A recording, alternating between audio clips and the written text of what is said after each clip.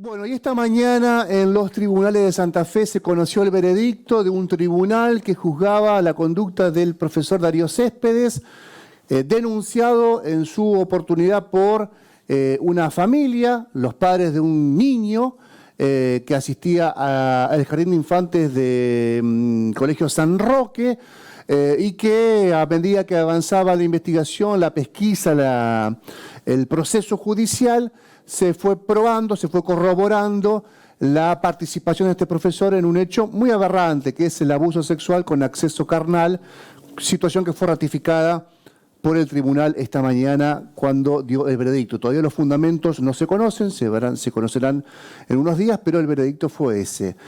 Quien representó a la familia en su calidad de querellante fue la doctora Carolina Walker, a quien saludamos. Carolina, ¿cómo te va? Héctor Galeano, Sergio Ferreira de ATP, te saludamos. Hola, ¿qué tal? Buenas tardes, ¿cómo están ustedes?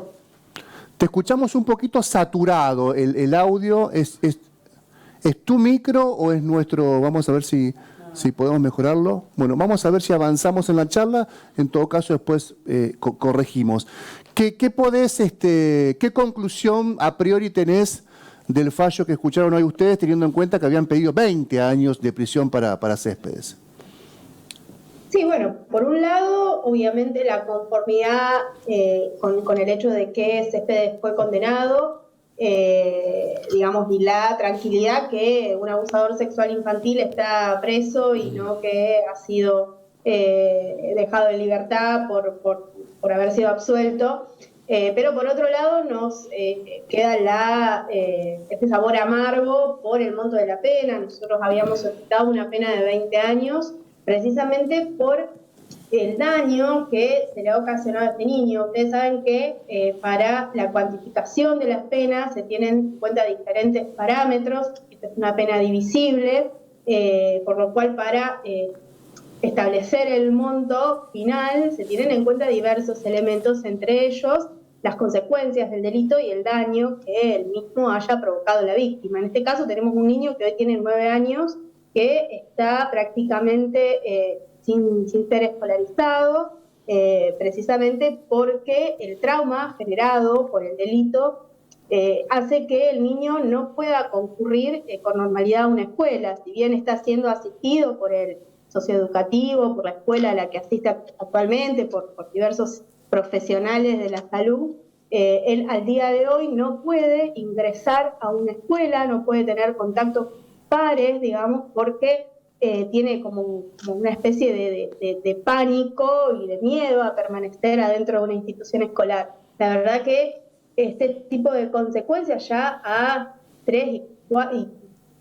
2 años y medio, 3 años del hecho, realmente uno espera que el niño vaya avanzando, y realmente al día de hoy este niño no pudo reinsertarse normalmente en la vida social normal de un niño de esa edad.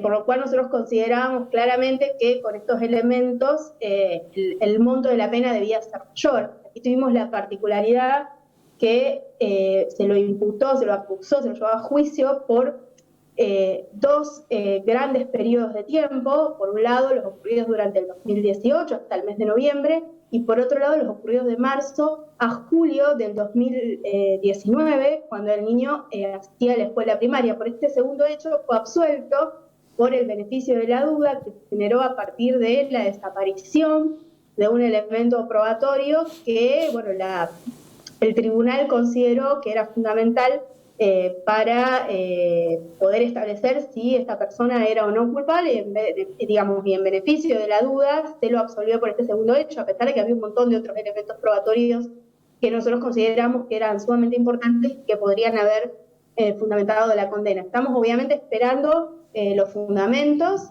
Seguramente nosotros vamos a apelar la sentencia en este punto, y fundamentalmente en cuanto a la cuantificación de la pena, porque claramente es prácticamente la mitad de lo que nosotros habíamos solicitado. Pensaba, si un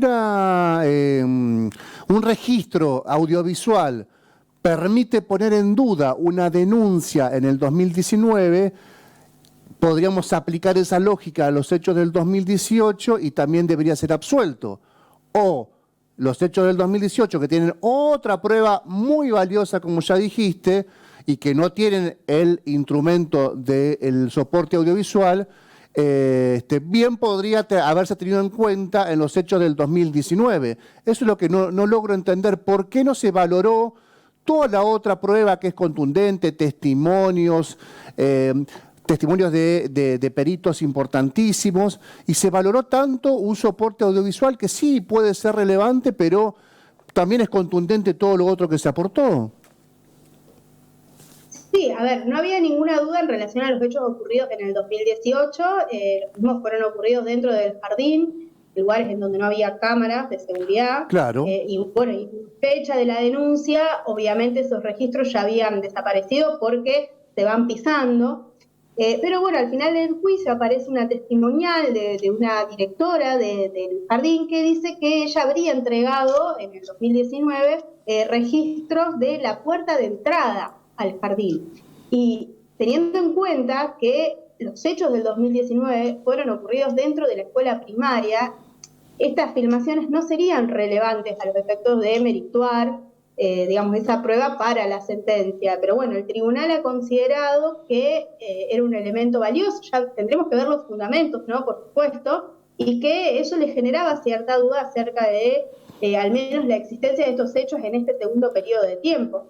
De todos modos, a ver, estamos hablando de cámaras que se obtuvieron a mediados de agosto del 2019 y que tendrían registro de 30 días anteriores. Y estamos hablando de hechos que ocurrieron a partir del mes de marzo, por lo cual por eso nosotros consideramos que esta prueba nada aportaría. Pero bueno, obviamente a nivel constitucional y a nivel internacional existe lo que se llama el beneficio de la duda en favor del imputado. Es algo que obviamente uno tiene que valorar al momento de sentenciar, pero esa duda tiene que ser suficiente para poner en jaque todo el proceso, no únicamente un periodo de tiempo, porque estamos hablando de hechos ocurridos durante casi 2 años. Pero bueno, obviamente vamos a esperar los fundamentos, nosotros vamos a apelar esa absolución. Entiendo que la defensa va a apelar también la condena, por supuesto, así que esto va a continuar en Cámara. Yo creo que con los elementos tan contundentes que se han producido en el juicio va a ser muy difícil que cambie el resultado de la condena, pero sí puede llegar a ser incluso más gravosa la condena para el imputado. Porque no pone blanco sobre negro el registro que exista en ese dispositivo con registros audiovisuales, porque no contendría la ventana temporal que hace referencia a la denuncia. Por eso se le da mucha entidad a una prueba que no se pudo incorporar, que no demostraría nada en definitiva. Seguro, y además no solo eso, no solo la ventana temporal, sino que ni siquiera serían registros fílmicos del lugar en donde ocurrieron los hechos del año 2019.